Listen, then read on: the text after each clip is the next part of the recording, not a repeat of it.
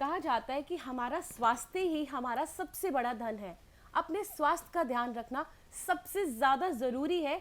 आज ही के टाइम में नहीं, पुराने हर समय से यही बात हम सुनते आ रहे हैं कि health is your true wealth. Hello friends, मैं हूँ सिमरन और मैं आपका बहुत बहुत स्वागत करती हूँ स्टोरी मेकर्स के इस नए एपिसोड में। स्टोरी मेकर्स ऐसा प्रोग्राम जहाँ पे हम आपको मिलवाते हैं ऐसी शख्सियतों से जिन्होंने अपनी ज़िंदगी में बहुत मुकाम पाया है। और आज हमारे साथ ऐसी ही एक शख्सियत है जिन्होंने अपनी लाइफ में बहुत छोटे से शुरुआत करी, लेकिन आज उनकी स्टोरी सुनने लायक है। हमारे बीच में है डॉक्टर प्रत्यक्षा भारद्वाज, जो कि एमडी है Shri skin care and slimming centre के। आइए उनका स्वागत करते हैं हमारे इस मंच पे। आपका बहुत बहुत स्वागत है डॉक्टर प्रत्यक्षा। बहुत अच्छा लगा। मैं आपसे थोड़ी देर पहले भी बात कर रही थी and you are such a humble person. बहुत अच्छा लगा आपसे मिलके। सर, मैं शुरुआत करना चाहती हूँ आपसे। मैंने जाना कि स्किन केयर श्री स्किन की शुरुआत बहुत छोटे स्तर पे आपने शुरू करी और आज आप बहुत मुकाम पा चुके हैं। प्लीज़ आप पूरी जर्नी ज़रूर मैम। श्री स्किन केयर जो है ये एक्चुअली हम लोगों ने 2006 में शुरू किया था। Actually that was only the Shri skin care. Shri skin care and slimming centre, ये जो एंड स्लिमिंग सेंटर है 2006 में बना। और श्री जो है ये मेरी मदर का नाम है, तो हम लोग जो है सारा पूरा टोटल ऑर्गेनाइजेशन जो है मेरी मदर के नाम पे चलती है, Shri skin care and slimming centre. तो 2006 से हम लोग शुरू करा। और आप ये देखो कि छोटे की अगर जो बात करी जाए तो छोटे की भी कई परिभाषाएं होती हैं। तो I was just started with 50,000 rupees, 50,000 रुपये से श्री स्किन केयर शुरू किया गया। और जब शुरू किया गया तो लगता था कि बड़े छोटे छोटे सपने और बड़े छोटे छोटे गोल्स थे।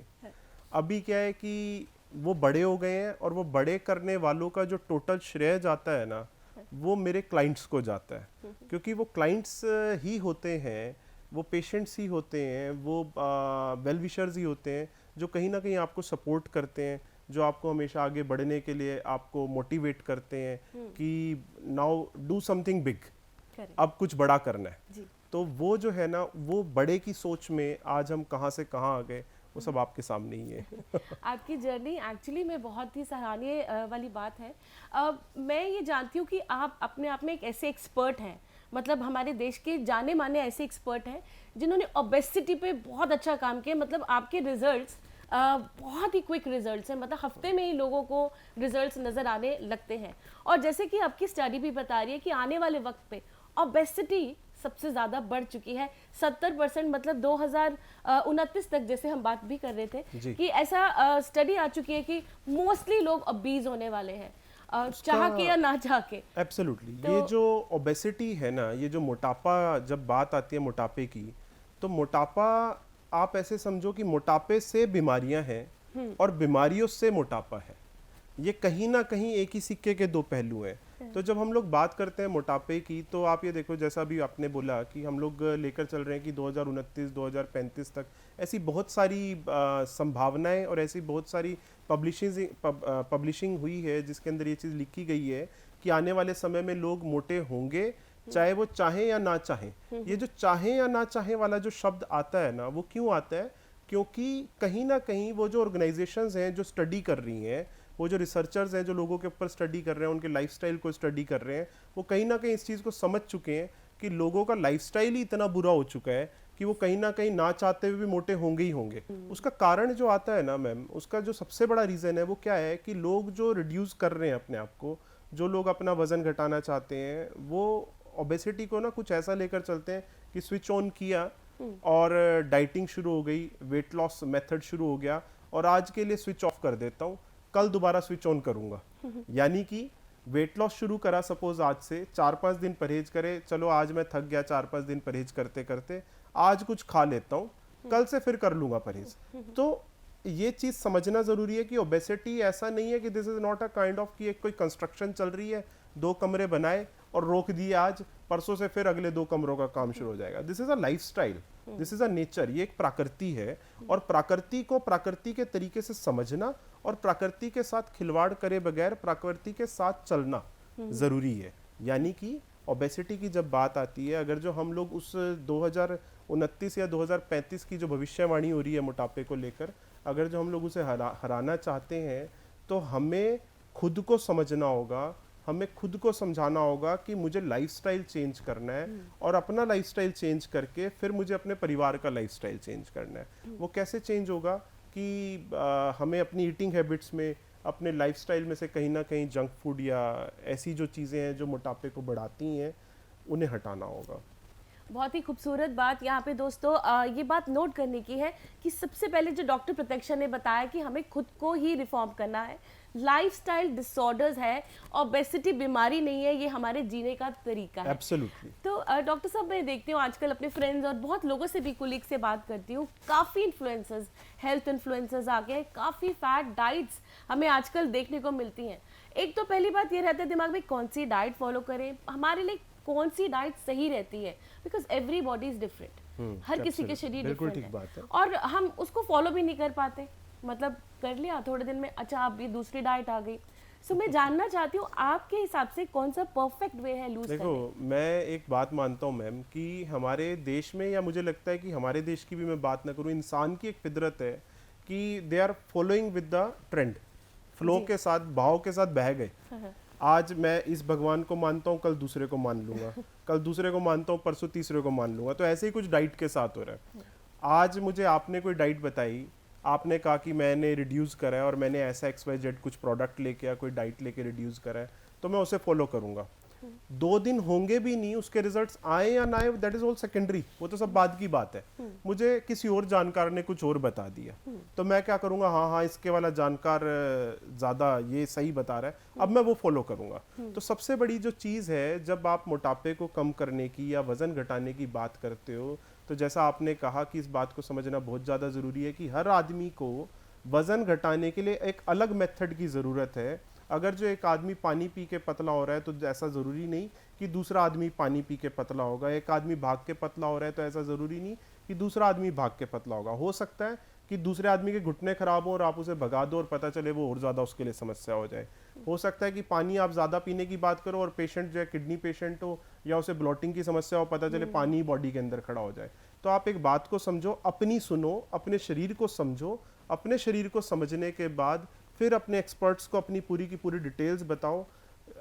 ऐसे ही अमूमन कुछ भी सुन के या कुछ भी यूट्यूब से सुन के, कि जैसे मेरे पास भी बहुत सारे मेरे पेशेंट्स आते हैं जो अक्सर ये कहते हैं, जी मैं आजकल रोज़ सुबह शाम काली कॉफ़ी पीता हूँ, या मैं तो बड़े टाइम से इंटरमिटेंट फास्टिंग कर रहा हूँ, उससे तो कुछ होता नहीं, मैं तो रोज़ शाम को भागता हूँ, उससे कुछ होता नहीं। तो मैं आपको एक बड़ी क्लियर करूँ बात कि भागने का भी प्रकार होता है, सांस लेने का भी प्रकार होता है, हर चीज की एक्सपर्टाइज होती है।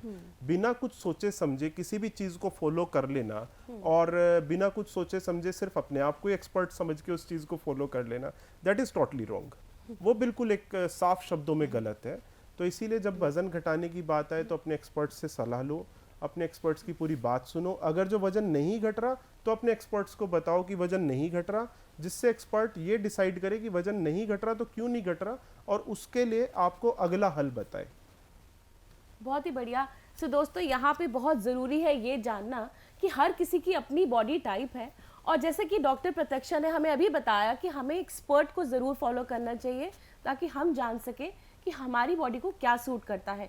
बहुत सारी चीज़ें हमें मार्केट में मिल रही हैं, बट एक्सपर्ट के पास जाना, और जैसे कि हमारे पास डॉक्टर प्रत्यक्षा है तो यहाँ पे मैं आपके पास फिर से आती हूँ। डॉक्टर साहब ये बताएं कि आपकी डाइट, अब मैंने आपसे बात करते हुए ये भी सुना कि आप रोटी बंद नहीं करते। हाँ, बहुत सारे डाइट्स में सब कहते हैं पहले दिन आप चपाती छोड़ो, कार्ब्स छोड़ दो। बिल्कुल। तो मैं ये जानना चाहती हूँ कि आपकी डाइट डिफरेंट क्यों है?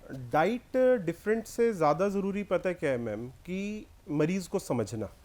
मरीज़ को समझ के मैं हमेशा प्रेफर करता हूँ कि उसे डाइट्स बताई जाएँ। उदाहरण के लिए मेरा मरीज़ आसम का रहने वाला है या मेरा मरीज़ बिहार का रहने वाला है, तो वो पीढ़ी दर पीढ़ी से वो चावल खाता आ रहा है।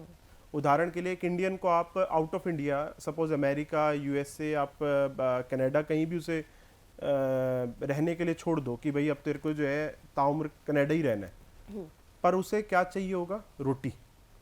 क्योंकि उसके पूर्वज उसकी पीढ़ी दर पीढ़ी रोटी खाते आए हैं।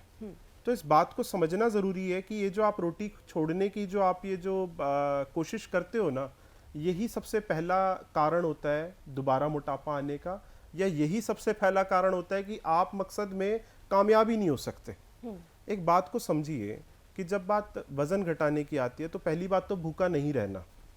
आप तीनों टाइम खाना खा सकते हैं, तीनों टाइम आप रोटी ले सकते हैं, हरी सब्जियां ले सकते हैं, दूध ले सकते हैं, दही ले सकते हैं, फल ले सकते हैं। खाना बंद करने की ज़रूरत नहीं है। बंद करने की ज़रूरत है उन चीज़ों की जिसकी पर्टिकुलरली आपको बंद करने की ज़रूरत है। उदाहरण के लिए किसी का यूरिक एसिड हाई है तो दालें बंद कराओ उसकी, कोई किडनी पेशेंट है तो हाई प्रोटीन डाइट बंद कराओ उसकी। तो मरीज की उम्र, कद, वजन, उसके रहन सहन, उसकी जीवन शैली के हिसाब से खाने पीने के अंदर बदलाव करना ज़रूरी है। खाना छोड़ के पतला होना है तो मेरी ज़रूरत ही नहीं है। खाना छोड़ के तो आप घर बैठे बैठे पतले हो सकते हो, और खाना छोड़ के पतले होने के बाद दोबारा रीगेन कर लोगे, क्योंकि कब तक खाना बंद करके रखोगे। रोटी जब बंद करने की बात आती है, आप एक बात सोचो, हम व्रत रखते हैं, हम नो देवी के, दुर्गा के व्रत रखते हैं, तो 7 दिन तक हम अन्न नहीं खाते।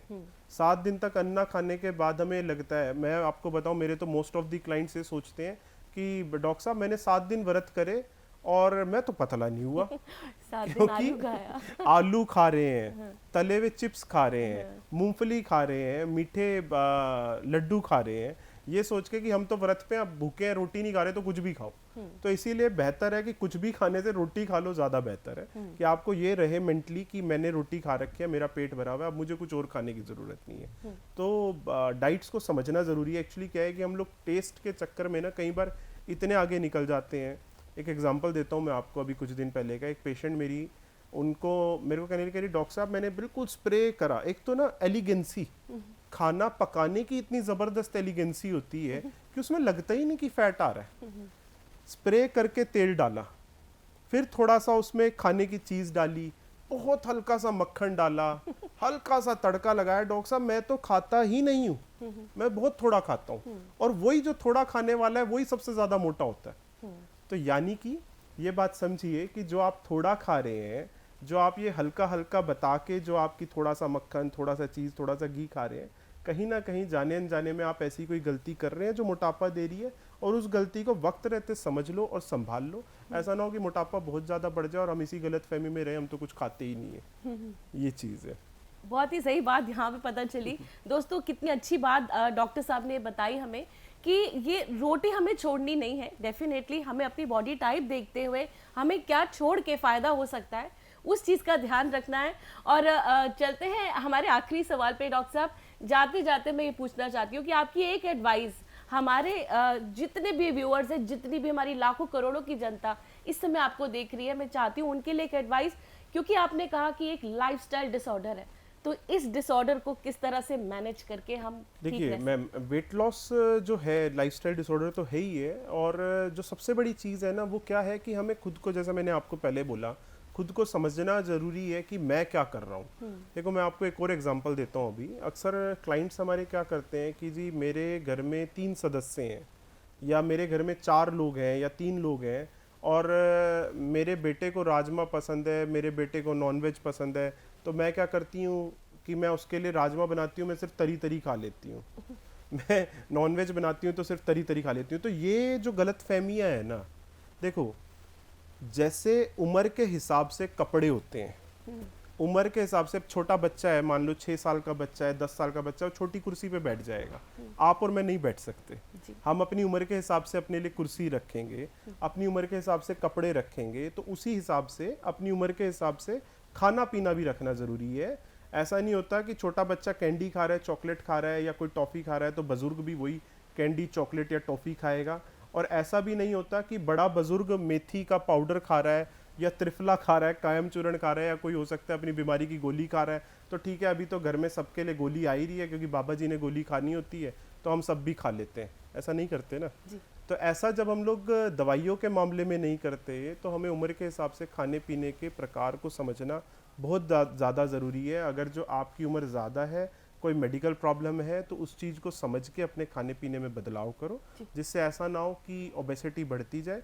छोटा बच्चा है, छोटे बच्चे के हिसाब से उसे खाना पीना दो, बुजुर्ग आदमी है, बुजुर्ग आदमी के हिसाब से उसे खाना पीना दो, डायबिटिक है, डायबिटिक के हिसाब से खाना पीना दो। हर किसी के लिए पर्टिकुलर डाइट को कस्टमाइज रखो, काम मत चलाओ, कॉम्प्रोमाइज मत करो, ये सबसे ज़्यादा ज़रूरी है। नॉर्मल लाइफस्टाइल को रखना ज़रूरी है और उस चीज़ को अपनी हैबिट में लेकर आओ, ये बड़ा ज़्यादा ज़रूरी है। बहुत ही बेहतरीन। सो दोस्तों, हमें यहाँ पता चल चुका है कि उम्र के हिसाब से हमें अपनी डाइटरी प्लान्स और अपनी खाने की हैबिट को चेंज करना बहुत ज़रूरी है। डॉक्टर प्रतीक्षा, आपका यहाँ आने का बहुत बहुत धन्यवाद। तो आज का ये इंटरव्यू मैं ज़रूर जानती हूँ कि आपको बहुत पसंद आया होगा। बहुत सारी ऐसी इनपुट्स हमें मिली है कि किस तरह से हमने अपनी लाइफ को ठीक रखना है, अब क्योंकि ओबेसिटी बीमारी नहीं है, इट्स अ लाइफस्टाइल डिसऑर्डर। तो आज मैं आपसे वादा करती हूँ कि अगली बार फिर से आपके सामने एक ऐसे ही बेहतरीन गेस्ट को लेके आऊँगी जो आपकी ज़िंदगी को बदल देंगे। तब तक के लिए आपसे मैं इजाज़त लेना चाहती हूँ। ये है Simran and I am signing off with the promise I will be back soon. नमस्कार।